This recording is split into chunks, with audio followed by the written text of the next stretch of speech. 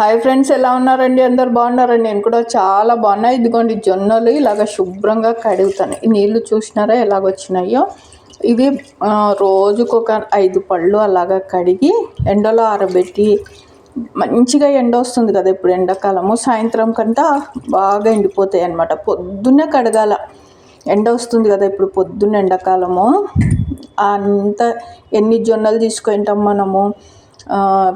10 పళ్ళ, 20 పళ్ళ, 30 పళ్ళ, 50 కేజీల ప్యాకెట్ అలాగా అన్నీ శుభ్రంగా చెరిగి ఇలా నీళ్ళల్లో కడిగి మీకు ఓపిక ఉన్నాయి ఎంత అయితే మీరు ఈరోజు కడిగి ఆరబెట్టి ఎత్తి పెడతారో అంత. రోజుకు ఒక 5-6 పళ్ళు అలాగా ఆరబెట్టి సంచికి ఎత్తి పెట్టండి, డబ్బాలకు వేసి పెట్టండి. ఎప్పుడు గిర్ని పట్టాలంటే అప్పుడు ఇంకా జొన్నలు మళ్ళీ ఒకసారి చాటలో చెరిగి 2 పళ్ళు 3 పళ్ళు ఇంకా గిర్నీకి పట్టియడమే.